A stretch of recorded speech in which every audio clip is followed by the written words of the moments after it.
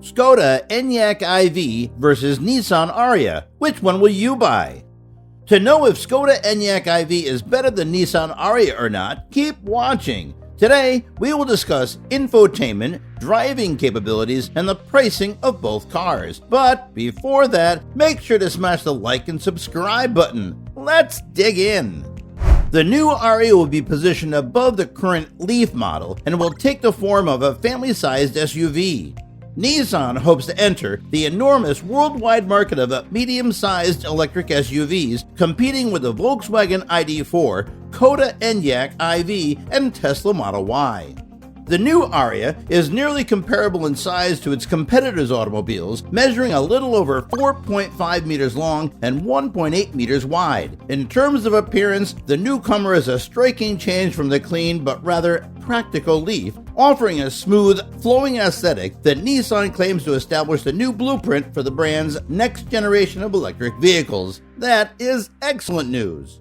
It is based on new underpinnings, which it will share with the new Renault Megane E-Tech. The framework is a universal floor, battery pack, and motor unit that Nissan and Renault design and manufacture their vehicles around. Even in the unusual yet enticing metallic brown of such launch vehicles, the Ariya is an attractive package. The big grille and complementing roof and pillars, and the massive 20-inch wheels with corresponding wheel arch extensions elegantly mask the car's weight. The Ariya's flat floor creates a large cabin with lots of space for passengers. The dashboard is basic but well executed, with all the displays grouped in a single screen assembly that spans little more than half of the dashboard. Touch-sensitive buttons are embedded into a wooden line that covers the vehicle's width, and the center console moves back and forth to maximize floor space. The Ariya has a sizable 466-liter trunk in two-wheel drive variants and 408 liters in all-wheel drive vehicles. That's more than the new Nissan Qashqai, but less than rivals like the Skoda Enyaq or Tesla Model Y can provide.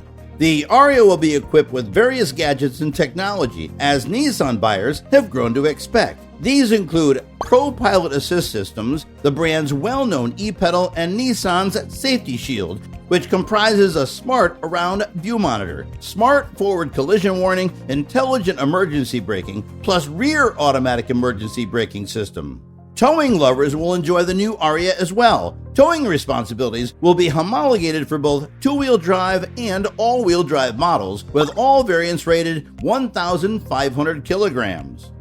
Now, Skoda's first purpose-built EV is available in three variants: 60, 80, and 80X. The Enyaq IV60 has a 58 kilowatt-hour battery, whereas the Enyaq IV80 has a 77 kilowatt-hour battery. Everything without an X is a single-motor, rear-wheel drive vehicle. However, the 80X has a more robust dual-motor setup and four-wheel drive. The official WLTP range is between 255 to 336 miles, which is outstanding.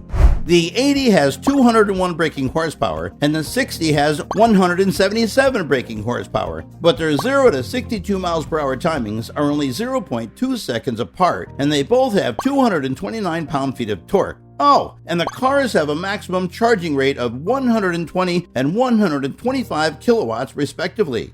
The 80X produces a lively 261 braking horsepower, but you'll not be using that much power unless you want to watch your remaining range collapse.